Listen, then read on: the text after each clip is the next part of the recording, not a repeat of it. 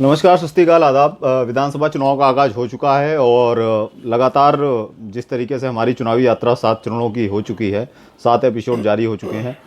8वें episode में हम फिलहाल अपने कार्यालय से संदीप पांडे जी के साथ हैं और इनका परिचय यह है कि पूर्व में नौसैनिक रहे हैं एवं रणजी के बहुत उम्दा खिलाड़ी हैं और फिलहाल संदेश फाउंडेशन एक संस्था के द्वारा समाज सेवा के कार्य में कार्यरत हैं। संदीप जी, बहुत बहुत स्वागत है आपका।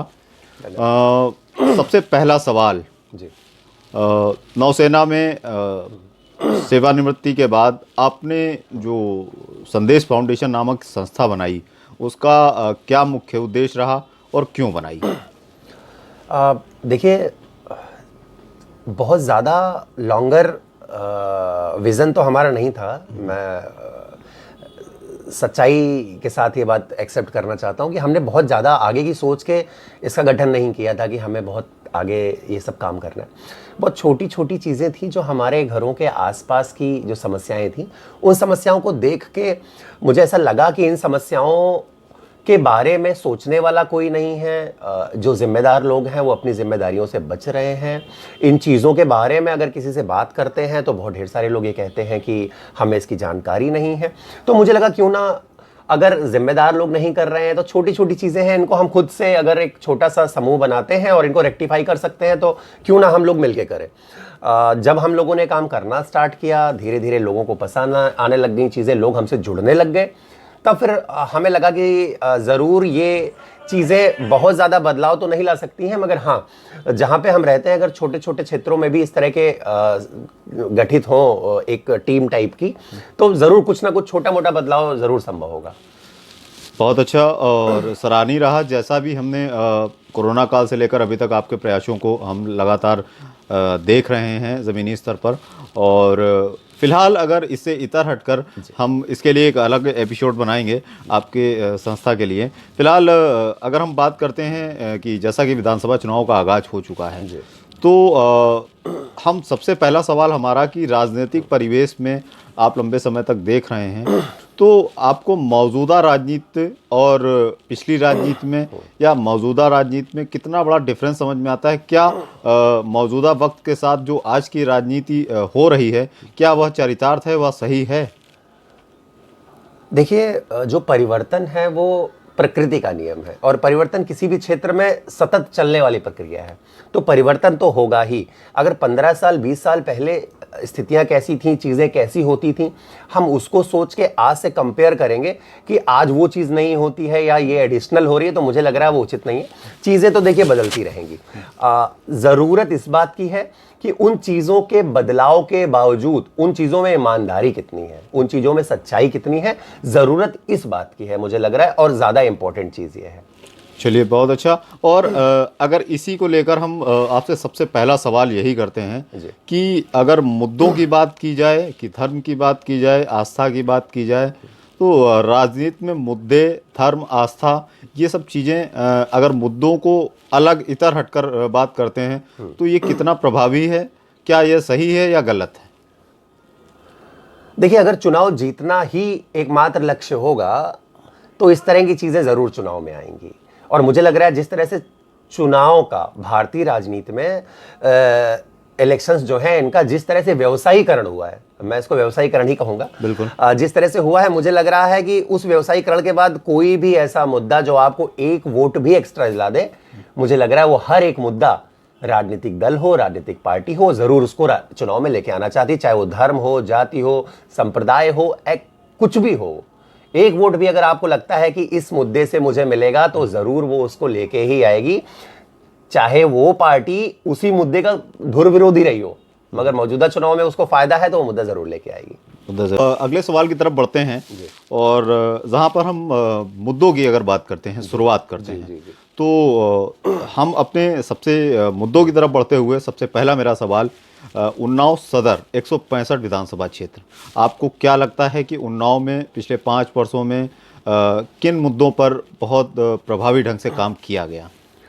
देखिए, मैं आपके सवाल का जवाब दूंगा, मगर उससे पहले मैं आपके चैनल के माध्यम से आपके माध्यम से मैं एक संदेश कह लीजिए उसको या एक बात कह लीजिए जो कि मेरे जहन में बार बार आ रहा है चुनावों को लेके खास तौर पे, वो मैं कहना चाहता हूं। देखिए, कोई भी चुनाव हो, लोकसभा का चुनाव हो, विधानसभा का चुनाव हो, नगर निकाय का चुनाव हो, हर एक वोटर को ये पता होना चाहिए कि उस चुनाव में अगर वो वोटर मतदान करने जा रहा है तो उस चुनाव के मुद्दे क्या हैं। मुझे लग रहा है कि बहुत बड़ी विसंगति है इस देश में कि लोगों को यही नहीं पता होता है कि जिस चुनाव में वो मतदान करने जा रहे हैं उसके मुद्दे क्या हैं। मान लिया कि विधानसभा का चुनाव है और हम इसलिए वोट देने जा रहे हैं कि इंडिया ने चाइना के खिलाफ बहुत अच्छी लड़ाई लड़ ली, इंडिया ने पाकिस्तान को नेस्ते नाबूद कर दिया, तो मुझे लग रहा है ये गलत है। देखिए, विधानसभा का चुनाव विधानसभा के मुद्दों पे होगा। राज्य सरकारें जो काम कर रही हैं, विकास के कार्य कर रही हैं, जो नहीं कर रही हैं, उन मुद्दों पे होना चाहिए। केंद्र सरकार के लिए लोकसभा का चुनाव है, उसी तरह से नगर निकाय का। कोई ये कहे कि हमारे घर की सड़क नहीं बनी है, खड़ंजा नहीं बना है, इसलिए मैं फला पार्टी को वोट दूंगा, वो भी गलत है, क्योंकि वो नगर निकाय का काम है। तो जनता में स्पष्ट होना चाहिए जनता को कि जब वो मतदान करने जा रहे हैं तो किन मुद्दों को लेके जा रहे हैं, किस चुनाव में मतदान करने के लिए जा रहे हैं। मुझे लग रहा है ये बड़ा विषय है और ये जागरूकता लोगों में होनी चाहिए। बहुत अच्छी बात कही है संदीप जी ने। पहली बात तो हमें यह पता होना चाहिए कि नगर निकाय के चुनाव में हम किन मुद्दों को लेकर वोट करते हैं, लोकसभा के चुनाव में हम किन मुद्दों को लेकर वोट करना चाहिए और राज्यसभा के चुनाव में किन मुद्दों को लेकर वोट करना चाहिए, ये प्रभावी ढंग से हमें पता होना चाहिए। अगर हम इसी पे बात करते हैं तो जैसा कि हमने पिछले एपिसोड्स में बताया और उन्नाव सदर के विधायक से हमने एक सवाल किया था कि आपने पिछले 5 वर्षों में नगर को क्या दिया। उन्होंने कई सारे पॉइंट्स हमें गिनाए कि हमने इन मुद्दों पर कार्य किया, लेकिन जब हमने उस पर क्रॉस वेरिफिकेशन किया तो पता चला कि नहीं, जो बिंदु उन्होंने बिंदुवार हमें गिनाए हैं, किसी भी एक बिंदु पर वो खरा नहीं उतरे हैं, उनकी सत्यता नहीं, सार्थकता नहीं पाई गई है। तो इसी कड़ी में हमारा सबसे पहला सवाल ये है कि जो राज्यसभा के, लोकसभा के इन दोनों चुनावों को जो सांसद स्तर के हैं, इनको हटाकर अगर विधानसभा चुनावों की बात करते हैं तो हमारे मुद्दे होते हैं शिक्षा, स्वास्थ्य, रोजगार, बिजली, पानी और बहुत सारे ऐसे बेसिक मुद्दे होते हैं जिनकी सार्थकता बहुत आवश्यक है। तो हम इस विधानसभा चुनाव में हम क्या देखें कि पिछले 5 साल में हम शिक्षा, स्वास्थ्य, रोजगार, बिजली, पानी, सड़क, इन मुद्दों पर हम कहाँ हैं? बिल्कुल सही कहा आपने। देखिए, अगर हम स्वास्थ्य की बात करें तो उसके बारे में मुझे लग रहा है बहुत ज़्यादा बोलने की आवश्यकता नहीं है, क्योंकि जिस तरह से कोरोना काल आया और उसमें जिस तरह की परिस्थितियां उत्पन्न हुई, वो अपने आप में जो राज्य सरकार की स्वास्थ्य व्यवस्था है उसकी कलई खोलने वाला था। ये ज़रूर बाद में अभी पता चला मुझे कि ऑक्सीजन की वजह से किसी की डेथ नहीं हुई थी। कोई भी मेडिकल रीज़न एक्स्ट्रा, मतलब और अलग से रहे होंगे, बट ऑक्सीजन की वजह से ऐसा कुछ हुआ नहीं था। देखिए, बहुत अनएक्सपेक्टेड चीज़ थी, पहले कभी हुआ नहीं था, इसलिए बहुत मुश्किल था उसको मैनेज करना। मगर सत्यता को स्वीकार करना भी अत्यंत आवश्यक है। अगर ऐसा नहीं था तो क्यों ऑक्सीजन प्लांट्स की घोषणाएं लगातार हो रही थी, देश में, प्रदेश में, जगह जगह लोग ऑक्सीजन को लेके मारामारी चल रही थी, क्यों भाग रहे थे लोग, और क्यों लोग उन्हीं ऑक्सीजन सिलेंडर को बटवा के अपने नंबर बना रहे थे, अगर ऑक्सीजन की वास्तव में ऑक्सीजन की वजह से प्रॉब्लम नहीं हुई। देखिए, वो अलग चीज हो गई, बट स्वास्थ्य व्यवस्थाएं जरूर मुझे लग रहा है बिलो एवरेज है। शिक्षा की अगर बात करते हैं तो ज़रूर प्राथमिक शिक्षा में उत्तर प्रदेश की अगर पूरी बात करें तो ज़रूर सुधार हुआ है। बिल्कुल, जो प्राइमरी स्कूल्स हैं उनमें ज़रूर सुधार हुआ है। कायाकल्प जो एक उत्तर प्रदेश सरकार की एक योजना थी, उसके अंतर्गत तमाम विद्यालयों का जो है कायाकल्प हुआ है। शिक्षकों के साथ भी थोड़ा सा क्वालिटी एजुकेशन वो दे रहे हैं। नए ज़माने में पढ़े लिखे शिक्षक आ रहे हैं, ऐसा नहीं पहले भी पढ़े लिखे थे, बट थोड़ा वैज्ञानिक ढंग से शिक्षा दी जा रही है। ये सारी चीज़ें हैं, बेहतर हुई हैं और प्राइमरी एजुकेशन। लेकिन आधुनिक युग कह सकते हैं 2021 को। आधुनिक युग में आपने कहा प्राथमिक शिक्षाएं बहुत बेहतर हुई हैं पिछले सरकारों में, तो क्या आज के आधुनिक युग में 2021 में डिजिटल युग में हम कितना सही हैं? अगर प्राथमिक शिक्षा को सिर्फ सही कर पाए हैं आधुनिक युग में, तो इसके आगे का फिर क्या है? नहीं, बिल्कुल सही आप कह रहे हैं। और देखिए, मैं तो प्राथमिक शिक्षा के साथ साथ उच्च शिक्षा की भी बात करना चाहता हूँ। किसी भी ग्रामीण क्षेत्र की बात कर लें या शहरी क्षेत्र की बात कर लें, अगर उच्च शिक्षा जो है उतनी स्ट्रांग नहीं होगी वहाँ पे और इजीली अवेलेबल नहीं होगी, तो फिर आगे का जो भविष्य है युवाओं का, फिर वो किस ओर जा रहा है। आप देखिए सदर विधानसभा की हम अगर बात करें तो जो हमारा जहाँ पे हम अभी बैठे हुए हैं गंगा घाट नगर में, एक भी सरकारी विश्वविद्यालय नहीं है, जो कि बहुत बड़ी समस्या है यहाँ के विद्यार्थियों के लिए। आप यकीन मानिए 10 किलोमीटर, 15 किलोमीटर, 20 किलोमीटर बच्चों को साइकिल चला के टेम्पो का पैसा दे के उच्च शिक्षा के लिए जाना पड़ रहा है। तो मुझे लग रहा है कि इन सब चीज़ों को देखना चाहिए और इन शिक्षा, हम या आप या कोई भी जनता है इन चीज़ों के लिए अगर सोचती भी है तो किसकी तरफ नज़र उठाएगी? जनप्रतिनिधियों की तरफ। बिल्कुल। तो जनप्रतिनिधियों की संवेदनशीलता कितनी है? हम अगर नागरिकों से जुड़े हुए जो डायरेक्टली टच कर रहे हैं पब्लिक को, उन मुद्दों के लिए अगर संवेदनशीलता नहीं है तो फिर मुझे लग रहा है बड़ा दुर्भाग्यपूर्ण है, क्योंकि गंगा घाट नगर में 2011 की जनसंख्या 1,30,000 थी और आज की अगर बात करें तो 4 से 5 लाख से कम नहीं होगी जनसंख्या। बिल्कुल बिल्कुल। और युवा वर्ग 40 से 45% युवा वर्ग है जो कॉलेज स्कूल जाने वाला है। उनके लिए उच्च शिक्षा की क्या व्यवस्था है? एक सरकारी विश्वविद्यालय नहीं है, मुझे लग रहा होना चाहिए। एक खेल का मैदान नहीं है, मुझे लग रहा होना चाहिए। एक बड़ा सरकारी अस्पताल नहीं है, मुझे लग रहा होना चाहिए। तो ये सारी चीजें देखिए बहुत इंपॉर्टेंट है। मैं फिर कह रहा हूं, विकास जो है या परिवर्तन सतत चलने वाली प्रक्रिया है। बिल्कुल। ए सिंह आएंगे तो भी सड़कें बनेंगी, बी सिंह आएंगे तो भी बिजली खंभे लगेंगे, मगर हम जो जनता को डायरेक्ट प्रभावित करने वाले मुद्दे हैं, स्वास्थ्य, शिक्षा, रोजगार, इस तरह के मुद्दों पे हम लोगों ने क्या काम किया? मेरा सवाल वही है। मुझे लग रहा है कि उस पे और बेहतर गुंजाइश थी काम करने की, शायद नहीं हो पाया, उस लेवल तक नहीं हो पाया। अगले बिंदु पर आते हैं, रोजगार की स्थिति में हम कहाँ हैं? जी देखिए, रोजगार के लिए दो चीजें बहुत इंपॉर्टेंट है। डायरेक्टली जुड़ा हुआ सवाल है शिक्षा से। तमाम ऐसे रोजगार हैं जिनका सृजन केंद्र सरकार करती है, उसके साथ ही साथ तमाम ऐसे रोजगार हैं जिनका सृजन राज्य सरकार करती है। उसके साथ ही साथ तमाम ऐसे रोजगार हैं जो लोकल स्तर पे जिनका सृजन किया जाता है। जैसे अगर हम बाहर से इन्वेस्टमेंट लेके आते हैं, नई नई फैक्ट्रियां लगती हैं, नए कॉर्पोरेट हाउसेस खुलते हैं यहाँ पे, तो मुझे लग रहा है उनसे भी बहुत ढेर सारा रोजगार जो है बनता है और नगर के जो युवा हैं उनको रोजगार मिल सकता है। तो मुझे लग रहा है इस मामले में चूंकि इंडस्ट्रियल एरिया माना जाता है, उन्नाव को तमाम फैक्ट्रीज हैं यहाँ पे, तो इस देश के तमाम अन्य शहरों के मुकाबले शायद हो सकता है बेहतर स्थिति में हो, मगर मैं फिर वही कहता हूं कि इससे बेहतर हो सकता था। जरूरत थी थोड़ा रचनात्मक विचारधारा की, थोड़ा रचनात्मक सोच की। इससे बेहतर स्थितियां और उत्पन्न की जा सकती थी और ज्यादा रोजगार पैदा किए जा सकते थे। अगला सवाल हमारा यह है कि नगर में या सदर विधानसभा क्षेत्र में एक श्यामा प्रसाद मुखर्जी स्टेडियम है जो फिलहाल बहुत जीर्ण शीर्ण अवस्था में है जी। और आप लोगों को जानकारी दे दें कि संदीप पांडे जी द्वारा ही कई सारे उसमें पत्राचार हुए, तो उसमें जानकारी प्राप्त हुई कि इसको नवनिर्माण के लिए इसे राशि स्वीकृत हो चुकी है।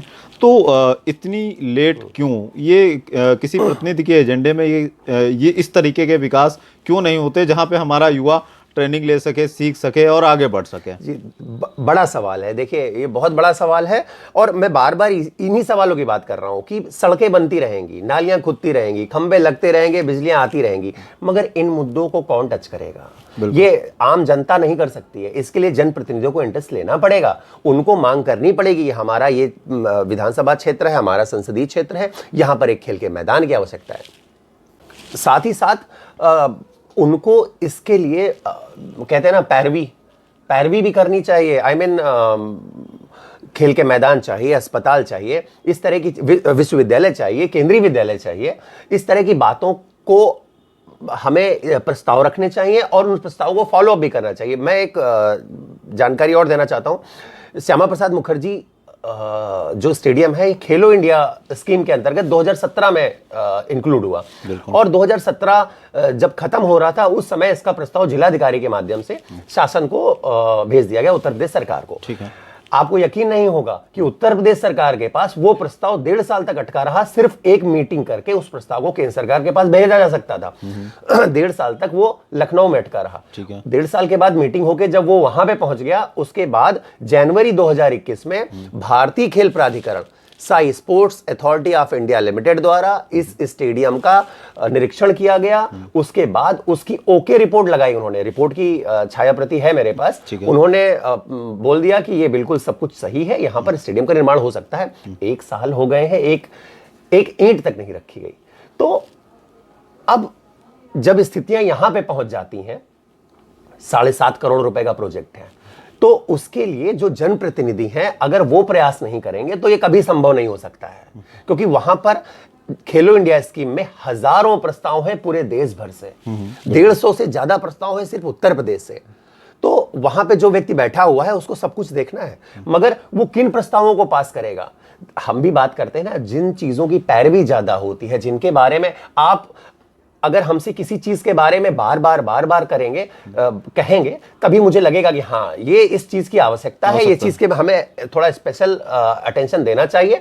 मगर आपने एक चिट्ठी लिख के और आप सो गए, तो फिर हमारा क्या काम है। हमारे पास तो बहुत ढेर सारा पूरा इंडिया पड़ा हुआ है। हम तो हर जगह के स्टेडियम देखेंगे, जहां से ज्यादा बातें आएंगी, जहां से ज्यादा चिट्ठियां आएंगी, जहां से ज्यादा रिकमेंडेशंस आएंगी, हम वहां पे काम करेंगे।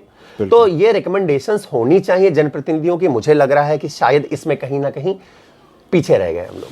चलिए, इसमें भी हम पीछे रह गए हैं। अगला सवाल जो बहुत ही बेसिक सा सवाल है। केंद्र और राज्य सरकारें बहुत ही विस्तृत रूप से उन्होंने इस योजना का आगे बढ़ाया साफ सफाई को लेकर।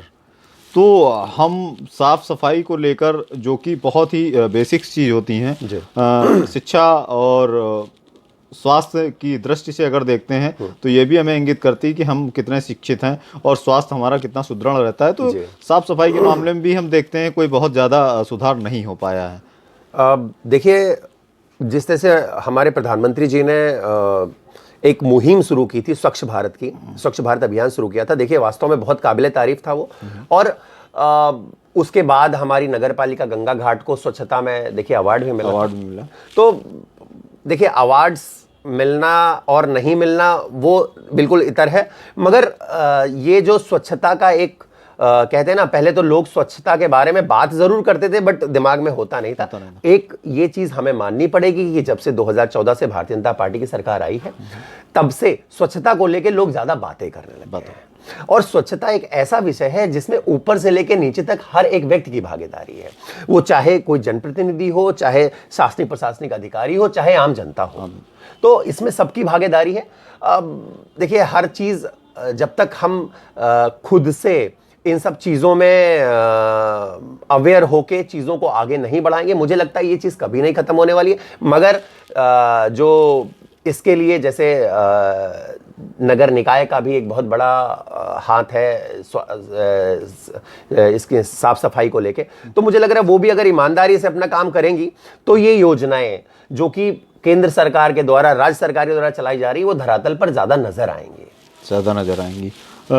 सभी मुद्दों पर लगभग हमने बात की और आखिरी में हम एक सवाल आपसे और करना चाहते हैं कि ओवरऑल अगर हम रिजल्ट की बात करते हैं तो 165 विधानसभा क्षेत्र के परिच्छेद को लेकर या यहाँ के पिछले 5 वर्षों के हुए विकास कार्यों को लेकर आप कितने संतुष्ट हैं, और आपको क्या लगता है कि हमारे अभी हमने कई सारे मुद्दों पर बात की, तो जनता को ये तो मालूम हो गया कि हमें किन मुद्दों पर वोट करना है, लेकिन अगर हम ओवरऑल बात करते हैं तो 5 सालों में क्या हुआ और क्या बेसिक इंफ्रास्ट्रक्चर को मजबूत करने के बाद ही हम आगे कदम बढ़ा सकते हैं, तो इस विषय पर क्या कहना चाहेंगे? देखिए, बदलाव तो है और कोई भी सरकार आती है उसकी एक विचारधारा होती है, उस विचारधारा के साथ वो सरकार आगे बढ़ती है, तो वो बदलाव तो देखिए स्पष्ट दिख रहा है। अगर हम अपनी विधानसभा की बात करें तो हमारी विधानसभा में भी देखिए ऐसा नहीं है, तमाम चीज़ें हुई हैं, तमाम विकास के कार्य हुए हैं। कुछ कार्य ऐसे हैं जो और बेहतर हो सकते थे, कुछ कार्य ऐसे हैं जिन पे थोड़ा सा अतिरिक्त ध्यान दिया जाता तो शायद बात कुछ और होती। देखिए, कहते हैं ना कि हम बुराइयां भी उन्हीं की करते हैं या कमियां भी उन्हीं की निकालते हैं जो कार्य करते हैं। तो कार्य जरूर हुए हैं, इससे भी इनकार नहीं किया जा सकता है, मगर मैं फिर वही कह रहा हूं कि जो मुद्दे ऐसे थे जो सभी लोगों को जो डायरेक्ट टच करने वाले मुद्दे थे, उस पे सरकार की संवेदनशीलता होनी चाहिए थी, उस पे जनप्रतिनिधियों की संवेदनशीलता होनी चाहिए थी। जैसे हम अपने नगर में एक पुराने गंगा पुल की बात कर रहे हैं जिससे आधे से ज्यादा यहां का नागरिक परेशान है और डायरेक्ट इफेक्ट उसके अगला सवाल हम यहीं पे आ रहे थे कि जो हमारी यातायात व्यवस्था है जी, यातायात व्यवस्था में पुराना गंगा पुल सोशल मीडिया में इतना कैंपेन होने के कारण आनन फानन में बंद कर दिया गया। उसके बाद नवीन गंगा पुल पर भार आ गया, तो उससे भी हम बहुत ज़्यादा प्रभावित हुए हैं। उस पे जनप्रतिनिधियों की जो बेरुखी का आलम रहा है, उसका दंश पूरा नगर झेल रहा है। बिल्कुल। तो इस पर भी हम कहाँ हैं? नहीं, इसमें तो हम बिल्कुल जीरो हैं। देखिए, किसी भी जनप्रतिनिधि ने बिल्कुल इंटरेस्ट नहीं लिया इस चीज़ को, और मेरा मानना यही है कि ये भी बहुत बड़ी विडंबना है कि जब तक दर्द महसूस नहीं होता है तब तक हम डॉक्टर के पास जाते नहीं हैं। जिस दिन किसी भी जनप्रतिनिधि को लगेगा कि हाँ ये बड़ा मुद्दा है, उस दिन वो जनप्रतिनिधि नहीं, तो आपने कहा दर्द महसूस नहीं होता, तो क्या जब तक हम वेंटिलेटर पे नहीं पहुंच जाते हैं तब तक एहसास नहीं होगा कि हम जो है बीमार हैं? देखिए, अगर हम पुराने गंगा पुल की बात करें और यातायात व्यवस्था की बात करें तो जरूर हम वेंटिलेटर पे पहुंच चुके हैं। एक सामान्य आदमी जिसको रोजी रोटी का कोई प्रॉब्लम नहीं है, तो वो कानपुर जाना ही नहीं चाहता है। सुबह 10 बजे से लेके 12 बजे के बीच में वो बिल्कुल निकलना ही नहीं चाहता है घर से। सिर्फ वही व्यक्ति निकल रहा है जिसकी रोजी रोटी जुड़ी हुई है कानपुर से। नहीं, तो निकल रहा है वो भी 2 से 2.5 घंटे उसको पहुंचने में लगता है। एक मध्यम वर्गीय 8,000 10,000 की नौकरी करने वाला, बनिया की नौकरी करने वाला रोज मालिक की गालियां सुनता है। बिल्कुल सुनता है, बिल्कुल। मैं वही तो कह रहा हूं कि वो ये चीजें देखिए डायरेक्ट अफेक्ट कर रही है जनता को। इसके लिए जितने भी जनप्रतिनिधि हैं उनकी संवेदनशीलता कहां है? संवेदनशील, आप किसी मुद्दे को सॉल्व नहीं कर सकते हैं, आप किसी समस्या को खत्म नहीं कर सकते, बट संवेदनशील तो बन सकते हैं। आप लोगों के बीच में आ तो सकते हैं। नहीं, तो जनप्रतिनिधियों की जिम्मेदारी क्या है, हम यही तो समझना चाहते हैं आपसे। जनप्रतिनिधियों की जिम्मेदारी तो देखिए बिल्कुल कि सड़क और खंबे और बस नाली और नाला सब इतनी ही है? नहीं नहीं नहीं नहीं नहीं, बिल्कुल इतनी नहीं है। जनप्रतिनिधियों की जिम्मेदारी इससे बहुत ऊपर है, और इसमें और ज्यादा जिम्मेदारी की आवश्यकता थी और ज्यादा संवेदनशीलता की आवश्यकता थी, जो कि इन्होंने नहीं की। कोऑर्डिनेशन भी नहीं हुआ। देखिए, 2 जिलों को जोड़ने वाला पुल है। जब अप्रैल के महीने में दोनों ये पुल बंद कर दिया गया था, तो उन्नाव जिले के जिलाधिकारी से मैंने बात की थी, उनको पता ही नहीं था इस चीज के बारे में कि किसके निर्देश में पुल बंद हुआ है। किसी भी जनप्रतिनिधि ने उस समय इस बात की तकलीफ नहीं उठाई कि कानपुर के जिलाधिकारी से बात करे या हमारे उन्नाव के जिलाधिकारी से बात करे। किसी ने किसी भी मंत्री से बात नहीं की, किसी जिलाधिकारी से बात नहीं की, क्योंकि उस समय वो समस्या उनको समस्या नहीं लग रही थी। जब अभी इलेक्शन आ रहे हैं और तमाम चीजें हो रही हैं, तो देखिए जो मनुष्य है, जो ह्यूमन बीइंग है, वो स्थितियों परिस्थितियों के साथ अपने आप को ढालने वाला प्राणी है। हमें ये पुल भी नया वाला भी नहीं चलेगा ना, तो आप समझ लीजिए 2-4 हफ्ते हम लोग भला बुरा कहेंगे, उसके बाद हम आदत डाल लेंगे कि हम जाजमऊ से जा रहे हैं साइकिल चला के, हमें आदत पड़ जाएगी। तो हम तो एडजस्ट करते हैं, आम नागरिक एडजस्ट करता है। मतलब माने कि हम इस बात को माने कि जो पिछले 5 साल का कार्यकाल रहा, उस कोरोना काल की जो विपत्तियां बहुत सारी हमारे वैश्विक आपदा के थ्रू आई हैं, उससे हम बहुत बैकफुट पर गए हैं। हम इसको एक्सेप्ट कर लें? जी बिल्कुल एक्सेप्ट करना चाहिए, और पीछे तो जरूर हुए हैं। और जो आपका सवाल है, इस सवाल में कहीं ना कहीं कुछ उम्मीद की किरण भी है, क्योंकि मुझे ऐसा लगता है कि शायद हो सकता है अगर ये कोरोना काल 2 साल का ना आया होता तो शायद मौजूदा सरकार और बेहतर प्रदर्शन कर सकती थी। 2 साल का जो ये कोरोना काल में तमाम चीजें अव्यवस्थित हुई हैं, हो सकता है कि मैं एज्यूम कर रहा हूं ये चीज कि हो सकता है कि इनकी वजह से तमाम इतनी अव्यवस्था फैल गई। कोरोना काल में जिस तरह से काम हुआ है, अपने क्षेत्र की बात अगर हम करते हैं तो अच्छा काम किया है हमारे विधायक जी ने, कोरोना काल में ठीक काम किया है। मगर फिर मैं घूम फिर के वहीं आता हूं कि काम थोड़ा और बेहतर हो सकता था। मुझे लग रहा है इनसे और बेहतर काम की उम्मीद थी।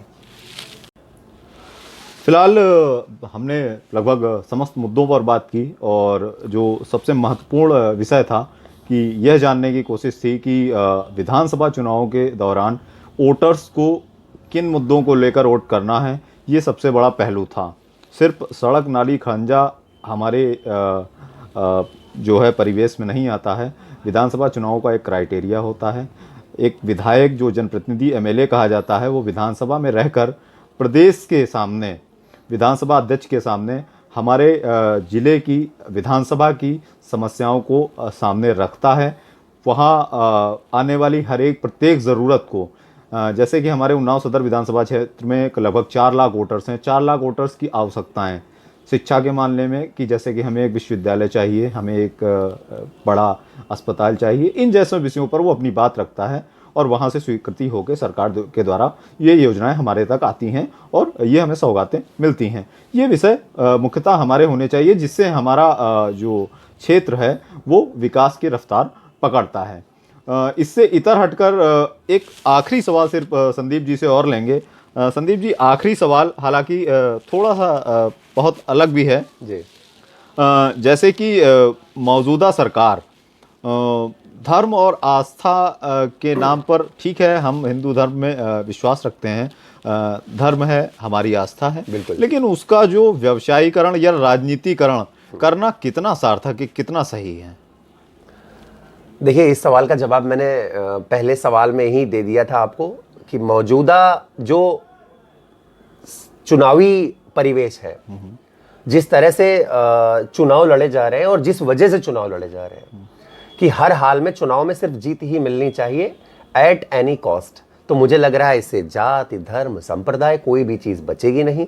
और देखिए, सारी पार्टियां इस्तेमाल कर रही हैं, तो मुझे लगता है कि कोई भी अगर इस्तेमाल कर रहा है चुनाव जीतने के लिए, देखिए गलत नहीं होना चाहिए। बाकी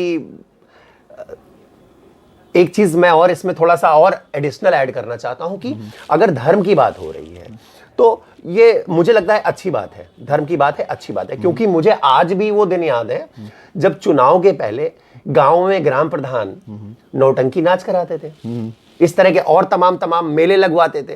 तो आज अगर माता रानी का जागरण हो रहा है तो मुझे लग रहा है इसमें कोई बुरी बात नहीं, बहुत अच्छी बात है। और धर्म को आगे बढ़ाना चाहिए, कोई भी धर्म हो, क्योंकि कोई भी धर्म हमें लड़ाई नहीं सिखाता है, कोई भी धर्म हमें चोरी नहीं सिखाता है, कोई भी गलत चीजें नहीं सिखाता है। कोई भी धर्म हो, शांति का ही हमें सब धर्म पाठ पढ़ाते हैं। लेकिन बेसिक मुद्दों से इतर हटकर, उसको पीछे छोड़कर, स्वास्थ्य व्यवस्था, शिक्षा व्यवस्था, रोजगार की व्यवस्था, इन सब चीज़ों को पीछे छोड़कर हम सिर्फ एक ही पॉइंट पे केंद्रित कर देते हैं कि चुनाव हम धर्म पे लाके रख देते हैं। देखिए, ये नितिन जी, देखिए जनता की जिम्मेदारी है, हर एक वोटर को जागरूक होना पड़ेगा, हर एक वोटर को समझना पड़ेगा कि अगर कोई भी पार्टी है, कोई भी स्पोक पर्सन कोई भी बात कह रहा है तो क्यों कह रहा है, हमें समझना पड़ेगा। वो विधानसभा चुनाव हो रहा है, जो विधायक चुन के आएगा वो हमारे लिए आएगा, हमारे आने वाली पीढ़ियों के लिए काम करने के लिए आएगा। हमें पता होना चाहिए कि हमें उनसे क्या काम करवाना है, उन मुद्दों की जो बात करेगा हमें उसको मतदान करना है। अगर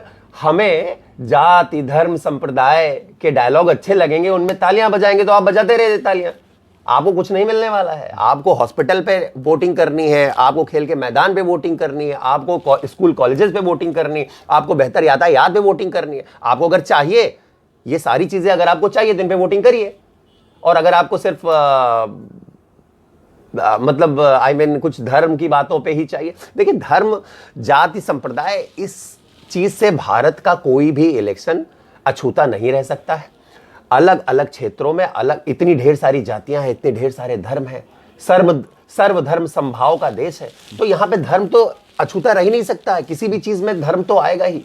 मगर हमें हमारी जो बेसिक नीड है हमें उसको भी समझना चाहिए। एक जनप्रतिनिधि जो कल चुन के आएगा 5 सालों के लिए, वो हमें क्या दे के जाएगा, हमें आने वाली पीढ़ियों को क्या दे के जाएगा, हमें लग रहा है वो महत्वपूर्ण है और हमारा मतदान उसी पे होना चाहिए।